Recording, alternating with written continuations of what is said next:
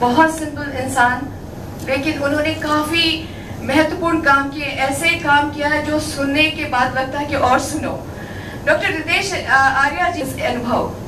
Chandigarh is Guinness World Record holder and member of WG National Institute of Hydrology, Roorkee.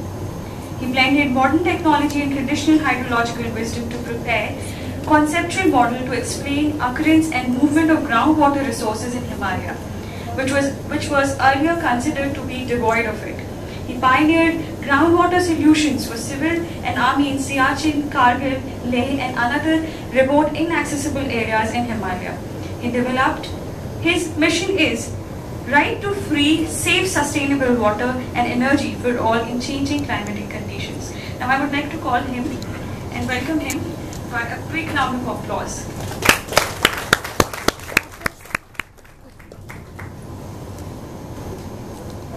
नमस्कार, मैं आभार व्यक्त करता हूँ आप सबका और स्पेशली मिसेस विकी जोशी का, जिन्होंने इंट्रोड्यूस कराया मेरे को।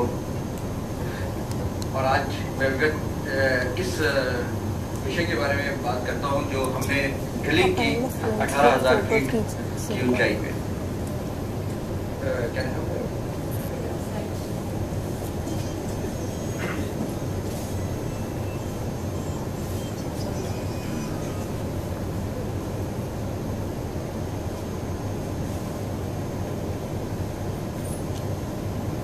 ये जो हमारा सफर रहा है 18,000 फीट की ऊंचाई को ड्रिल करने के लिए, this was accidental and we just happened to be in Guinness world record. अब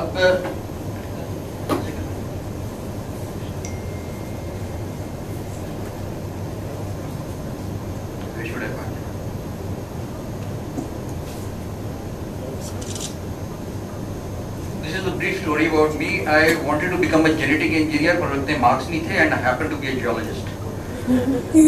उसके बाद ये 12th के बाद डायलेमा था।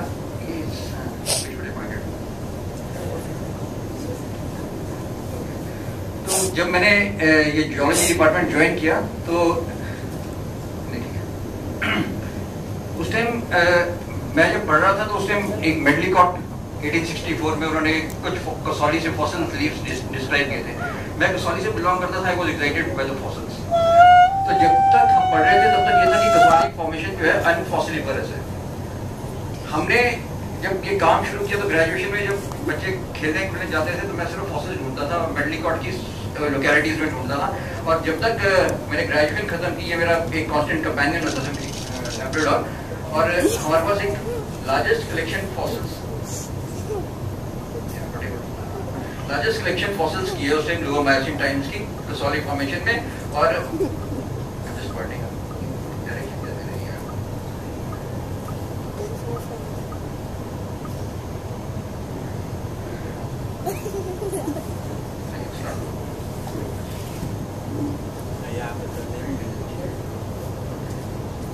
So we have this largest collection of fossils. Next.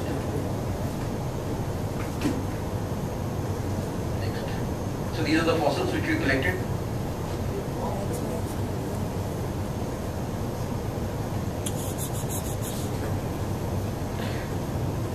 So after by the time I completed my graduation, we had the largest collection of fossils, and Kasoli formation, representing 20 million years of age, was no one considered to be fossiliferous.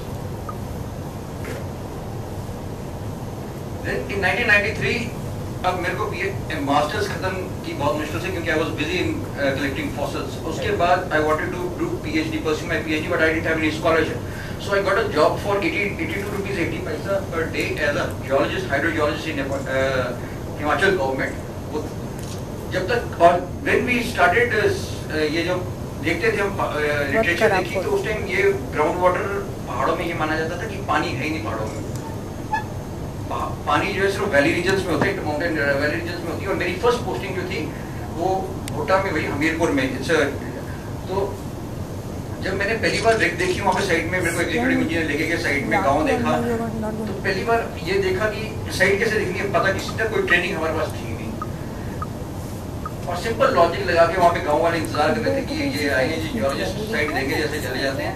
तो जब मैंने देखा तो एक नीचे stream बह रही थी, गाँव ऊपर होते हैं पहाड़ों में जैसे होते हैं, आप अगर आप गए होंगे तो गाँव ऊपर होते हैं, स्प्रिंग सोर्सेज के पास वहाँ पे था। अब हमने क्या किया, ये सिंपल लॉजिक लगाया और वहाँ पे पानी निकल गया, मतलब एक स्ट्रीम को करके जब ये ड्रिल पहुंचेगी नदी के पास, और ये ऐसे 2-3 साइट्स हुई और हमारा सक्सेस हो गया और मैं एक इंस्टेंट हीरो बन गया वहाँ पे। तो मुझे लगा तो बहुत आसान काम है, पर ये इतना आसान नहीं था। फिर मेरी एक पोस्टिंग हुई, मतलब एक जगह हुई, कोटा बस स्टैंड है वहाँ पे, हमीरपुर में ही है ये। तो वहाँ पे बोला कि कहाँ पे लगाना है, मैंने कहा रेंज शेल्टर है इसके पास लगाओ। उसके ऊपर देखा मैंने किला है, जो फोर्ट था ये। अब इसमें क्या था कि उस टाइम सारा टाइम पानी के बारे में सोचते रहते थे, तो मैंने कहा फोर्ट के ऊपर मतलब आ रही है, बगैर खाने की तो रह सकती, पानी के बगैर रह नहीं सकती है। तो जब हम ऊपर गए, ये 4-5 घंटे लगे हमारे पहुँचते यहाँ पे। हमने ये जब इसकी वो देखा तो इसमें खंडर बन चुका था, लेकिन फिर भी वहाँ पे एक बंदे ने बताया कि मेरे ग्रैंडफादर बताते थे हमें 2 कुएं, जब हमने देखा आइडेंटिफाई किया, we were able to locate those 2 Wales.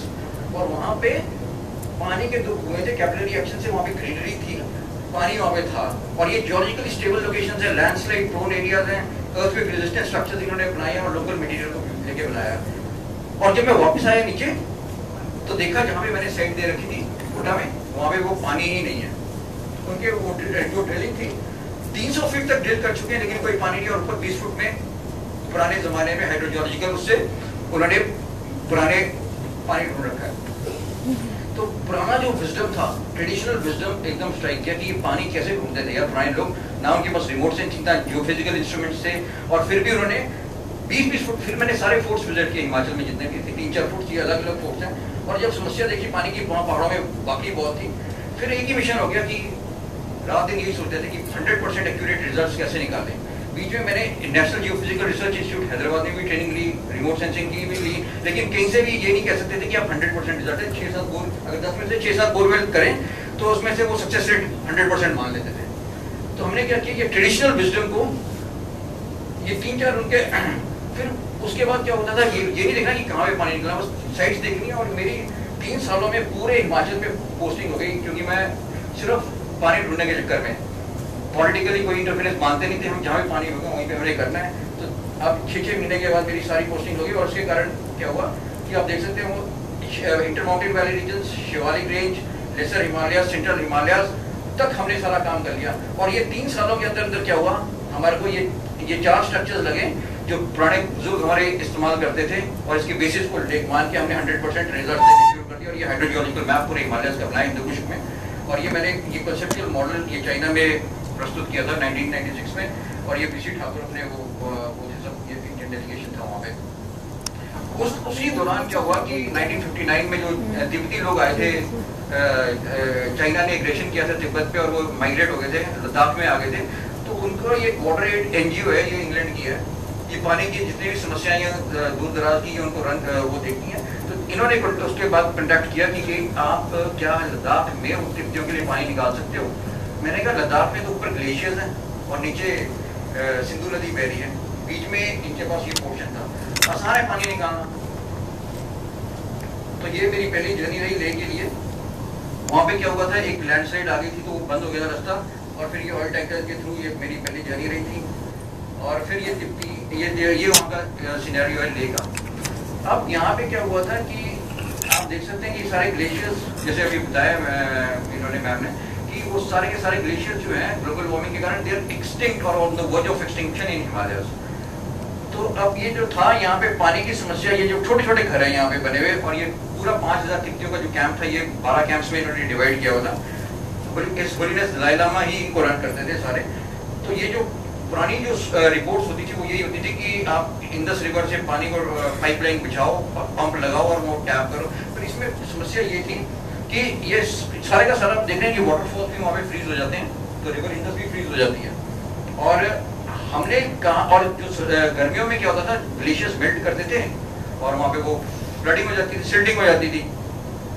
तो हमने क्या किया कि ग्राउंड वाटर एक्सप्लोर करें, डेवलप करेंगे, और इसको हम वहीं पे आपको ग्रीन वाटर, जैसे अभी बताया कि ग्रीन वाटर का मतलब ये होता है कि आपने मिनिमम ट्रांसपोर्ट करनी है वाटर की, मिनिमम इलेक्ट्रिसिटी यूज करनी है, और कैसे आपने जैसे आपका इमामबाड़ा का भी मैं एग्जाम्पल दूंगा बाद में, कि हम अभी वो है कि इमामबाड़ा में भी गए थे, उन्होंने ग्रीन वाटर लेके आए वहाँ से गोमती नदी से एक किलोमीटर ट्रांसपोर्ट करके टनल बना के, पाइप नहीं थी तो उन्होंने टनल बना के वहाँ पे पानी पहुँचाया।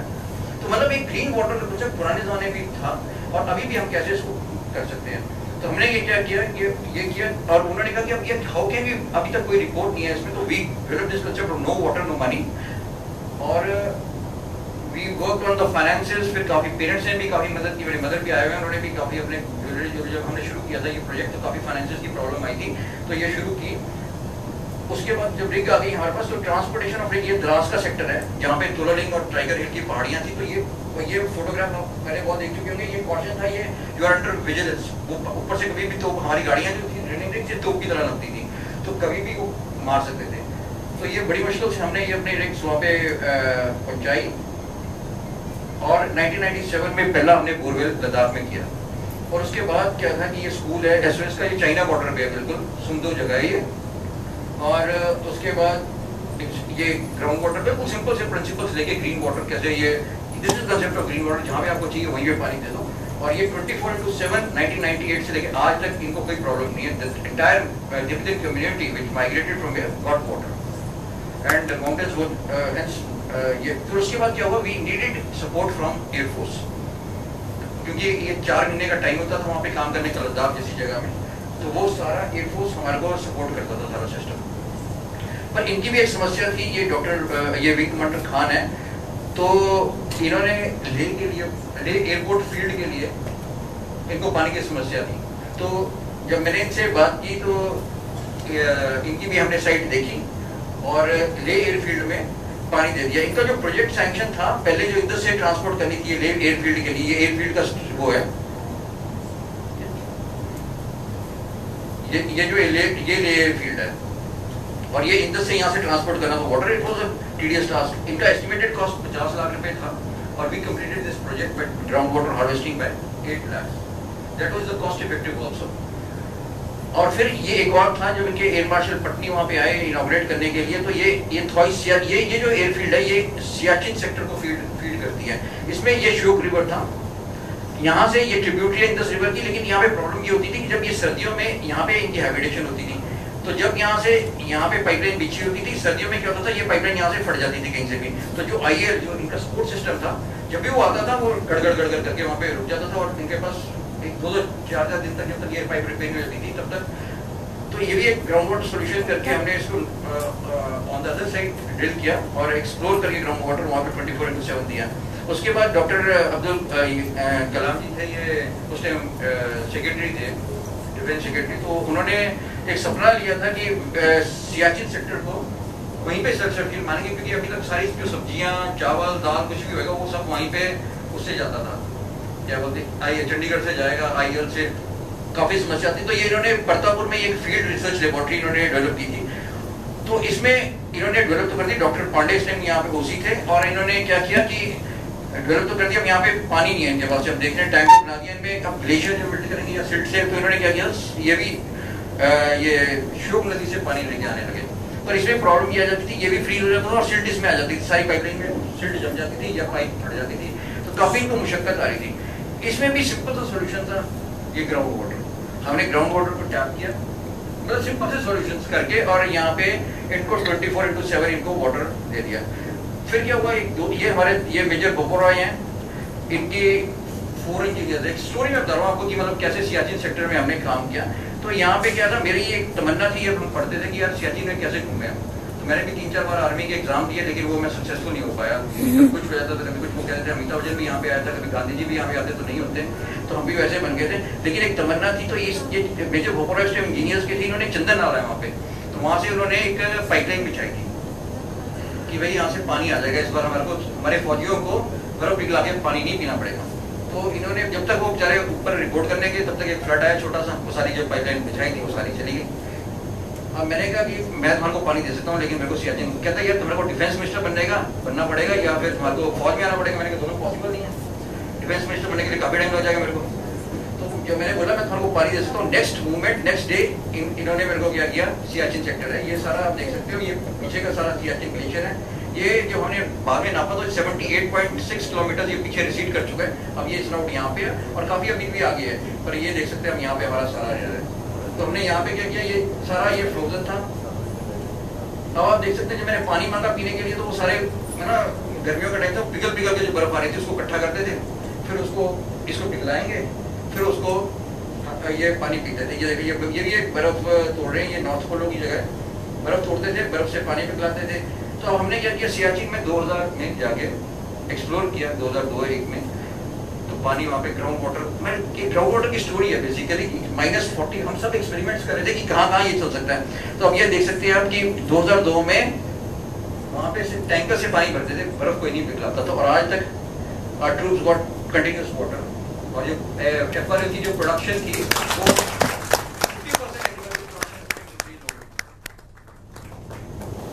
तो ये फिर उसके बाद था नेक्स्ट चैलेंज था, कारगिल की लड़ाई हो चुकी थी, अब कारगिल सेक्टर को डेवलप करना था उन्होंने।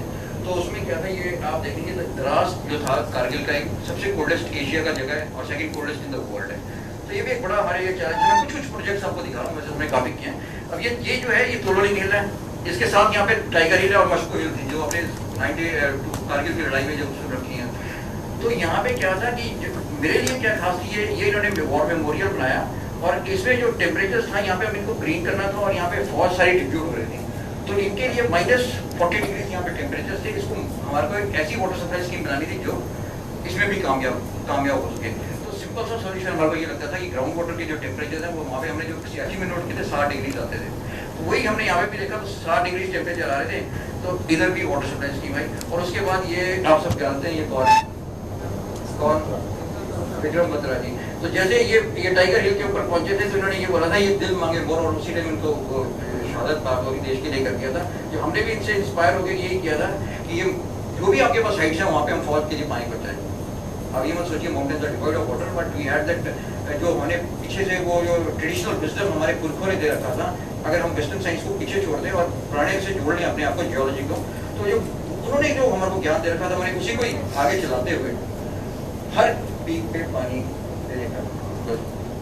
उसके बाद हमने ये नॉर्थ पोलो में 15,000 में पानी दिया ये सब, और ये खारदूंग है 18,000 फीट पे, और ये नॉर्थ पोल ये साउथ पोलो है, ये सब जगह पानी दिया। और इसके करते करते हम एक दिन पता लगा कि ये ग्रीन ग्रुप में हमारा नाम आ गया।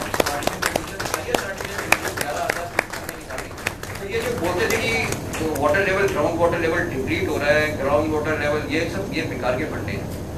जब आपकी ड्रिलिंग प्रॉपर, जैसे अगर ऑपरेशन नहीं करेंगे, जैसे खून हमारे शरीर से निकाल रहे हैं, खून नहीं कम हो रहा, अगर हम इसको रोज रोज निकालते रहेंगे तब हम मर सकते हैं। पर अगर हम इसको टाइम से निकालेंगे 2 महीने 3 महीने के बाद तो हम भी जिएंगे और दूसरा बंदा भी जिएगा। ऐसे ही पानी का हाल है, ग्राउंड वाटर का हाल है। ग्राउंड वाटर डिप्लीट नहीं हो रहा नॉर्थ इंडिया में। वो सिर्फ कई बार ड्रिलिंग की प्रॉब्लम हो जाती है, कई बार केसिंग प्रॉपर नहीं होती, कई बार। तो अब उसके बाद क्या था, फिर अब नेक्स्ट फ्रंट आ गया जब ये 5-6 साल ये पाकिस्तान के सेक्टर में ड्रिल करते रहे और डेवलप करते रहे। जितनी आर्मी की लोकेशन आती थी, जो भी एस्टैब्लिशमेंट आती थी, उनके लिए पानी मुहैया कराया। फिर क्या हुआ, अभी थोड़े सालों में आपने देखा होगा 2-3 साल पहले चाइना की इंक्लूजन हमारी तरफ बढ़ गई। चुंगूर सेक्टर आप सुनते होंगे, चुंगूर में आ गए लोग, चाइनीज आ गए, या पैंगोंग में उनकी बोट्स हमारे पास आ गई। तो वो सारे के सारे सेक्टर में हमारा क्या काम होता था, एक जियोलॉजिस्ट की आर्मी में तो ज्वाइन नहीं कर पाए, पर मैं एक वाटर के फ्रंट में उनको कोई कमी नहीं आने देना चाहता था ऐसे कंट्रीब्यूशन करके। तो ये 1962 की लड़ाई है, चाइना की रेजिंग ला की जगह है। ये चुशूल पे बेस होता था वहाँ पे, जहाँ पे हमारी एयरशिप बनी थी उस टाइम 1962 में।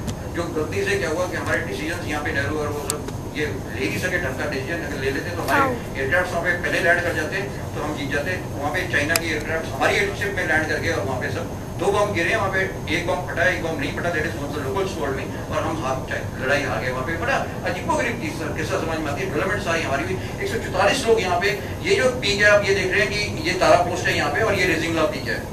यहाँ पे हमारे बंदे थे सारे 144 144 बंदे थे हमारे, और 2000 के करीब हमने उनको मार दिया। फिर भी हम, और ये करते करते इन्होंने फिर इंडिया टुडे ने काम हमारा रिकॉग्नाइज किया, और देखिए बस दिस स्टोरी कवरेज। और उसमें अब एक और स्टोरी आती है कि हम जब ये ड्रिल कर रहे थे, काफी हमने ड्रिल किया, उसके बाद लोकल्स के साथ भी सद्भावना प्रोजेक्ट में भी, और ये एक इंटरेस्टिंग प्रोजेक्ट हमारे सामने आया था चुमाथांग। ये हॉट वाटर स्प्रिंग्स है बेसिकली।